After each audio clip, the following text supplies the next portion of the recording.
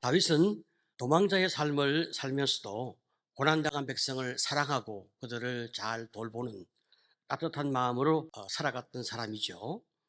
그래서 다윗과 함께하는 사람들, 다윗과 함께 살고 함께 죽기로 다짐하는 이 군인들이 점점점 불어나서 600명 가량 이렇게 되었습니다. 자, 여러분, 남자만 600명 정도 되어지니까 부인과 아이, 그리고 어떤 분들은 자기 부모님까지 초청했으니까 적어도 이런 모든 것들을 생각하게 되어지면 작게 잡아도 한 1000명, 많게 잡으면 한 2000명 정도의 사람들이 다윗과 함께 동행하게 되었습니다. 다윗을 죽이려 하는 이 사울 왕의 이 추격이 너무나 집요하기 때문에 이 큰 무리, 1000명에서 2000명 정도 되는 이 큰 무리가 더 이상 이스라엘 나라 안에 숨어 지낼 수가 없게 되는 거예요. 그래서 다윗은 다시 인간적인 생각을 하게 되죠. 사무엘상 27장 1절 2절을 보게 되어지면 다윗이 그 마음에 생각하기를 내가 후에는 사울의 손에 붙잡히리니 블레셋 사람들의 땅으로 피하여 들어가는 것이 좋으리로다. 사울이 이스라엘 온 영토 내에서 다시 나를 찾다가 단념하리니 내가 그의 손에서 벗어나리라 하고, 다윗이 일어나 함께 있는 사람 600명과 더불어 가드왕 마옥의 아들 아기스에게로 건너가니라. 우리는 말이죠, 지난 월요일 새벽에 다윗이 가드왕 아기스에게로 도망을 갔다가 미친 척하고 겨우 빠져나와서 살아났던 그 사건을 우리가 기억하게 되거든요. 그런데 왜 다시 또 그에게로 갈까? 우리는 참 궁금한 마음을 금하기가 참 어렵습니다. 이 가드왕 아기스에게 말이죠, 첫 번째 갔을 때는 다윗이 사울 왕에게 쫓기기 시작할 초반부였단 말이죠. 그래서 이 사울 왕이 다윗을 죽이려는 상황을 아기스 왕이 잘 몰랐을 수 있습니다. 다윗이 10년 정도 도망자의 세월을 보냈습니다. 그런데 다윗이 두 번째로 아게스에게 온 때는 도망자로 산 지 8년에서 9년 정도 되는 시간이었기 때문에 아마도 이때는 이제 블레셋 왕도 이 사울 왕과 다윗이 서로 원수지간인 것을 충분하게 알게 되어진 거죠.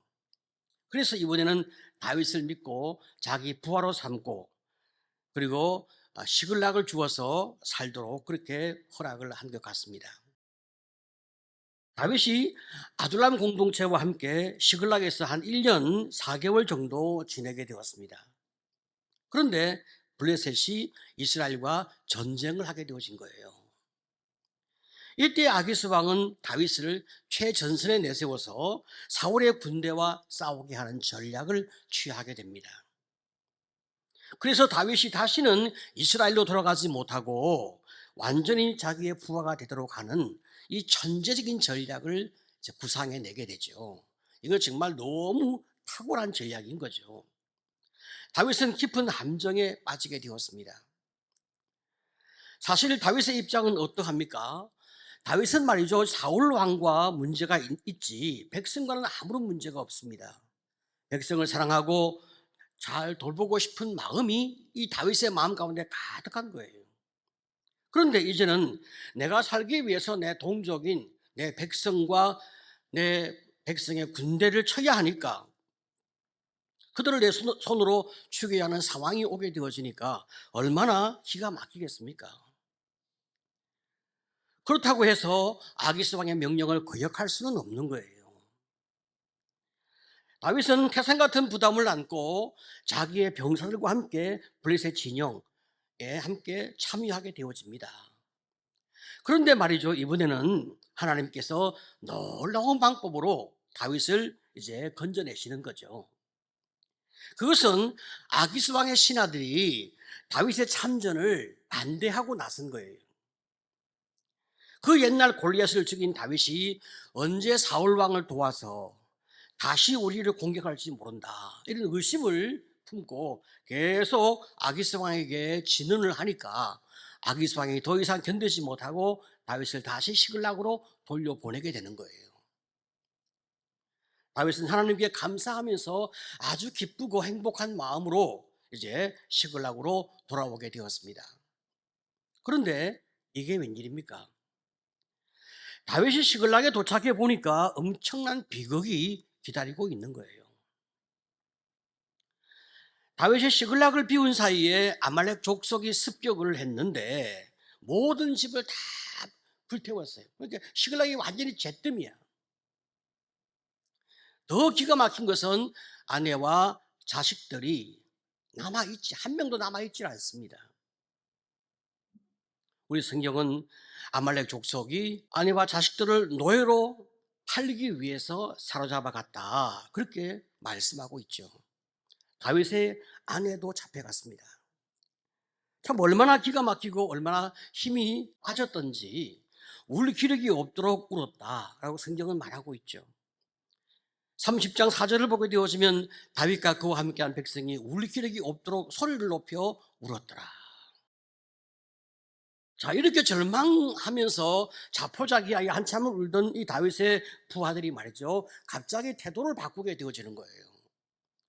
6절을 보게 되어지면 백성들이 자녀 때문에 마음이 슬퍼서 다윗을 돌로 치자 하니 다윗이 크게 다급하였으나. 인간의 심리가 그런 것 같습니다. 사람은 자기 자녀가 죽었다, 자기 자녀가 없어졌다, 그러면 눈이 뒤집어진단 말이죠. 지금까지 집이 없어지고 아내가 없어지고 그것도 큰 고통이지만 그보다 더 큰 고통은 내 자녀가 없어졌다는 거예요. 다윗을 위해서 죽기까지 충성한 사람들이었고 참 평생을 함께 하리라 결심한 사람들이었습니다. 그런데 아내와 자식을 잃은 다윗의 부하들은 너무나 큰 상실감에 모든 소망을 다 잃어버렸습니다. 하나님도 우리를 버리고 모든 것이 다 끝난 이 상황에 우리가 더 이상 다윗을 따를 것이 무엇이 있냐? 다윗도 죽이고 우리도 죽자. 모든 걸 다 끝내자. 이런 자포자기의 절망이 그들의 마음을 지배하게 되어집니다. 이 절망은 다윗을 향한 분노로 바뀌어서 마침내 다윗은 갑자기 죽음의 위기 앞에 몰리게 되었습니다. 사실 생사고락을 함께한 동지인데 다윗도 같은 슬픔을 당했는데 갑자기 모든 형제들이, 동지들이 자기에게 등을 돌리고 적이 되어지니까 다윗은 너무나 큰 충격을 받게 되죠. 왜 이런 일이 발생할까? 여러분, 사람들은 말이죠, 감당하기 어려운 위기를 만나게 되어지면 마음이 뒤집어지죠. 우리는 이런 심리를 가리켜서 위기 심리라 그렇게 부르게 되어집니다. 평상시 안정적인 상황, 정상적인 상황에서 인간의 마음은 이렇게 정삼각형의 마음으로 참 굉장히 안정되고 평안한 마음을 가지게 됩니다. 그렇지만 사람이 위기를 만나게 되어지면 그 마음이 뒤집어지니까 역삼각형이 되거든요. 이렇게 되어지면 이 사람이 어디로 넘어지고 어떤 행동을 할지 예측하기가 어려운 거예요.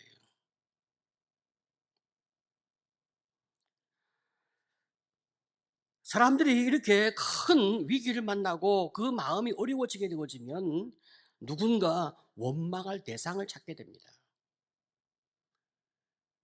내 인생, 내 삶, 내 신세를 한탄하면서 내가 누구 때문에 이런 고난을 당하게 되는가? 그러면 부모를 원망하고 하나님을 원망하고 지도자를 원망하고 목사를 원망하고 내 주변에 나를 돕는 영적 멘토를 원망하는 이런 일들이 만들어지고 어떤 경우에 나라를 원망하기도 하죠. 자, 그래서 지도자는 영적 위기를 만난 사람에게 민감하게 다가가서 그들의 어려움을 잘 돕고 해결할 수 있도록 소망을 주고 실제로 문제를 해결할 수 있는 그 해결책을 제시해 주는 이런 참여함이 너무 중요한 거예요.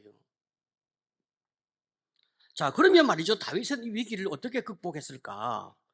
30장 6절을 보게 되어지면 백성들이 자녀들 때문에 마음이 슬퍼서 다윗을 돌로 치자 하니 다윗이 크게 다급하였으나 그의 하나님 여호와를 힘입고 용기를 얻었더라. 참 우리가 말이죠, 이 다윗을 보게 되었으면 너무 감동을 받는 것이 바로 이런 대목이에요. 인생의 가장 큰 위기, 절망을 만났단 말이죠. 보통 사람은 여기에서 다 죽는 거야. 인생을 던지는 거야. 같이 그냥 자포자기 하는 거야. 그런데 하나님을 향하여 눈을 돌리고 마음을 돌리면서 하나님께 전심전력으로 나가는 사람이 다윗인 거예요. 이 사람은 위기를 만나면 만날수록 오직 주님만 의지하는 이런 절대적인 신앙을 보여주는 것이 바로 다윗이거든요. 크게 다급했잖아요. 너무 크게 다급했어요. 그런데 하나님으로 말미암아 용기를 얻고 힘을 얻었어요. 굉장한 반전이죠. 자, 이렇게 믿음을 회복하는 것이 사실 본래 다윗의 모습이 아니겠습니까? 사람을 의지하거나 세상을 의지하는 그런 삶의 길을 걸어갔다 하더라도 다시 위기의 순간에 돌이켜 하나님을 의지하는 다윗. 자, 그러니까 죽음의 위기 앞에서 요동치지 아니하고 하나님을 의지하는 분명한 믿음의 자세를 취하니까 갑자기 분위기가 달라지기 시작하는 거예요. 여러분, 삶은 분위기를 만들어내거든요. 그 사람이 가지고 있는 믿음과 비전과 사명과 인격은 삶의 분위기로 나타나게 되어집니다. 지금 다윗이 여호와를 힘입어 용기를 얻고 비전을 품고 자리에서 일어나는 이런 분위기를 다윗이 연출을 하게 되니까 지금까지 다윗을 죽이고자 했던 그 백성들의 그 마음이 갑자기 위축되기 시작하는 거죠. 믿음과 용기 있는 태도로 여호와 앞에 나가서 은혜를 구하면서 방향을 제시하는 이 다윗 앞에 백성들은 갑자기 할 말을 잃고 다윗을 따르기 시작하게 됩니다. 다윗이 이 위기 순간에 하나님께 묻습니다. 기도합니다. 30장 8절을 보게 되어지면 다윗이 여호와께 묻자와 이르되 내가 이 군대를 추격하면 따라잡겠나이까 하니 여호와께서 그에게 대답하시되 그를 쫓아가라. 내가 반드시 따라잡고 도로 찾으리라. 자, 여러분 얼마나 멋진 응답을 받습니까? 사실 아말렉은 말이죠. 이미 3일 전에 시글락을 습격하고 달아났습니다. 3일이 지났어요. 넓은 광야에서 정착지가 일정하지 않은 유목민 아말렉 족속을 찾는 것은 인간적으로는 불가능해요. 그러나 믿음을 회복한 다윗은 전능하신 하나님을 절대적으로 신뢰합니다. 하나님이 하신다고 하면 주님이 약속하신 말씀이면 분명히 이루어진다는 것을 확실하게 믿는 다윗이기 때문에 그의 마음에 전혀 흔들림이 없어요. 결국 아말렉을 추격합니다. 그리고 그들을 찾아내서 죽이고 가족을 찾고 재산을 다 되찾아옵니다. 참 이 과정이 드라마틱하죠. 결론은 해피엔딩이었습니다. 자, 그러나 그 과정은 너무나 힘이 들었단 말이죠. 왜 다윗에게 이런 일이 벌어졌을까? 우리가 영적 메시지를 얻어야 되거든요. 다윗이 결정적으로 잘못한 것이 무엇일까? 사실 다윗이 1년 4개월 동안 시글락에 살면서 영적으로 많이 어두워지게 되었습니다. 다윗이 시글락에 있는 동안에 하나님을 찾았다는 말씀이 한 번도 나오지 않아요. 믿음의 용사 다윗이 왜 하나님을 의지하고 찾지 않았을까? 다윗이 시글락에 살면서 하나님이 아닌 다른 것에 만족하며 살았기 때문에 하나님을 찾지 못한 거예요. 그러면 다윗은 무엇을 의지했던가? 두 가지를 의지했단 말이죠. 첫 번째는 안전한 시글락을 의지한 거예요.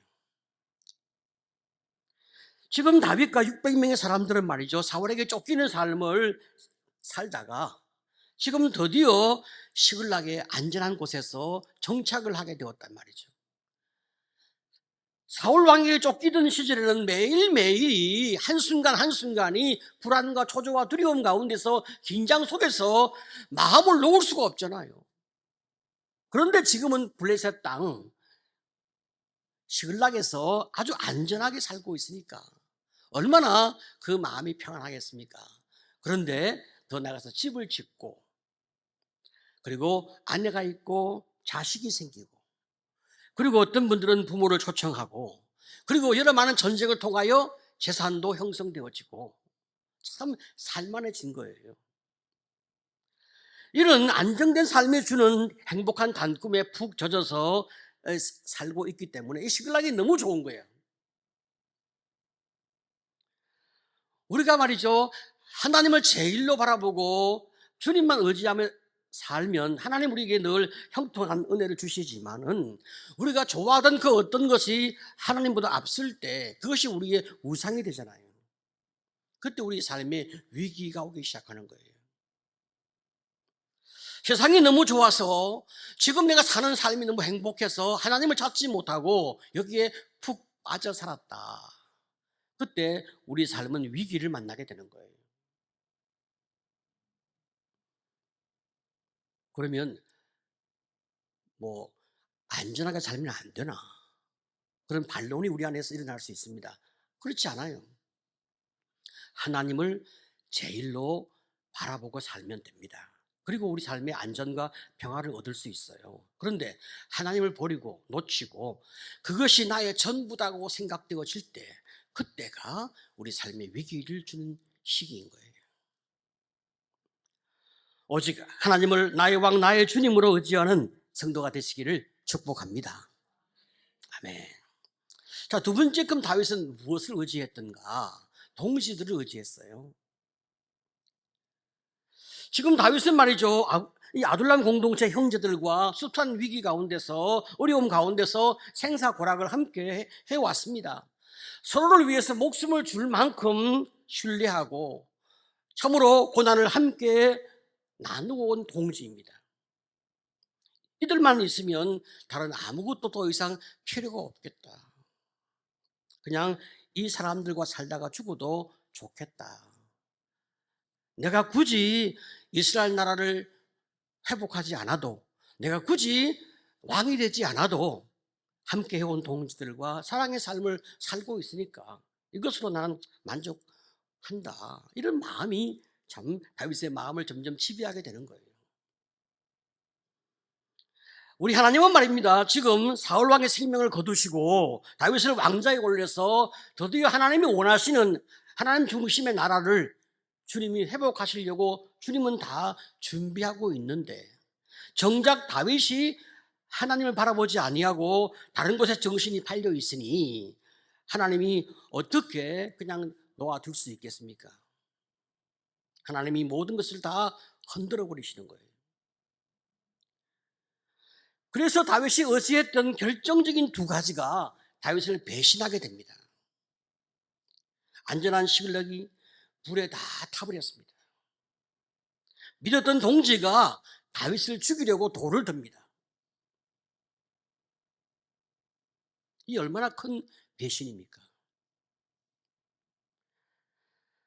하나님을 찾지 않고 영적으로 어두웠던 다윗이 자신이 의지했던 모든 것을 다 잃어버리는 순간에 가서야 정신을 차리고 하나님을 바라보게 된단 말이죠.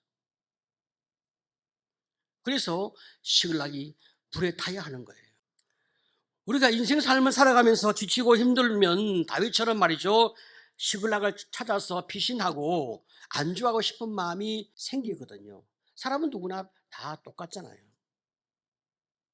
그리고 내가 믿고 내가 의지하고 내가 기댈 수 있는 사람을 찾아서 자꾸 그 사람을 의지하고 싶은 마음이 생깁니다. 그래서 육체적으로 가장 안전할 것 같은 그때 영적으로 가장 침체되고 망하는 길로 갈 수가 있는 거예요. 하나님은 너무나 우리를 사랑하시니까 시글락이 무너지도록 허락을 합니다. 그래서 나의 사랑하는 시글락이, 내가 정말 안전하게 의지하고 있던 시글락이 불에 타는 거예요. 그리고 내가 믿고 있던 사람이 내게서 등을 돌리기 시작하는 거예요. 그런데 여러분, 이게 끝이 아닌 거예요. 이게 끝이면 얼마나 허무하겠습니까? 시글락이 말이죠, 아말렉에 의해서 불타던 그날 가드왕 아기스가 출정한 전투에서 사울 왕이 사망을 합니다. 죽습니다. 하나님은 한편에서는 사울 왕을 죽이시고 다른 한편에서는 시글락을 불태우시는 거예요. 다윗이 가야 할 길이 이제 그 길이 아니기 때문에 하나님이 시글락을 없애버리십니다. 드디어 다윗이 왕이 되어야 할 때가 온 거예요. 그리고 더 나가서 사울 왕이 죽는 전투에 다윗이 참전하지 않았습니다. 하나님이 다윗의 손에 사울 왕의 피를 묻히지 않는 거예요. 하나님의 역사로 하나님이 준비하신 방법과 그 때에 드디어 다윗이 일어나 꿈을 꿀 수 있는 그런 놀라운 축복들을 주님이 만들어 제공하시는 거죠. 이제 드디어 다윗의 훈련 기간도 다 끝났단 말이죠. 하나님이 왕으로 세우실 모든 준비가 다 끝났습니다. 그리고 하나님이 다윗을 부르시는 거죠.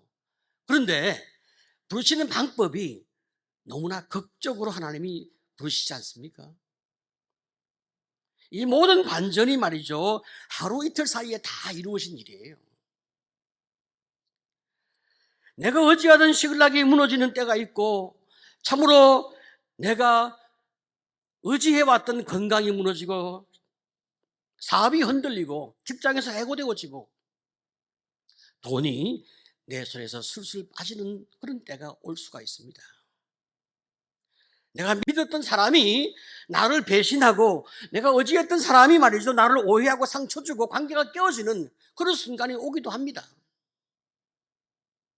어떤 경우에 내 배우자가 나를 실망시키고 내 자식이 내게 반항할 수도 있습니다. 내 인생이 왜 이렇게 힘들어지나? 내가 무엇을 잘못했길래 내 인생이 이렇게 꼬이나? 내 삶은 왜 이런가? 이렇게 우리 마음 가운데 하나님을 향하여 원망하고 싶은 마음이 일어날 때도 있습니다. 그러나 바로 그 순간에 다윗처럼 내가 놓친 것이 무엇인지를 생각해야 하는 거죠. 내가 하나님보다 세상을 더 의지한 것은 아닌지, 사람을 더 의지한 것은 아닌지, 내가 나를 돌아보는 그런 믿음의 반전이 필요하단 말이에요. 하나님이 이런 상황을 나에게 허락하신 것은 회개하라는 사인으로, 기도하라는 사인으로 내가 해석할 수 있는 영적 안목이 있어야 우리가 그 상황에서 다시 일어설 수 있는 은혜를 입게 되어진단 말이죠.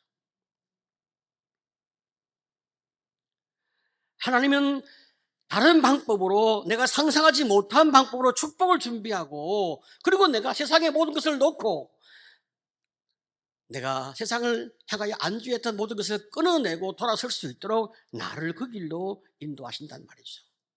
이 얼마나 놀라운 은혜입니까? 이제 다윗은 어제 다윗과 다른 삶의 길을 걷게 되어지고, 이제 다윗은 어제 다윗과 다른 위치에서, 신분에서 서게 되어지는 놀라운 축복이 그를 기다리고 있단 말이죠. 그런 은혜를 내가 잊기 위해서는 내 인생의 과거에 붙잡고 있던 것을 놓는 결단이 필요한 거예요. 하나님, 지금 나에게 주신 고난이, 지금 내게 허락하신 이 어려움이 무엇을 내게 주려 하시는 어려움인지 내가 알게 도와주시옵소서. 그래서 내가 여호와를 향하여 믿음의 결단을 가지고 주 앞에 나갈 수 있도록 하나님 나에게 은혜를 더하여 주옵소서. 이 고백으로 참으로 주님을 향하여 믿음을 회복하고 용기를 얻는 여러분 모두가 되시기를 간절히 축복합니다.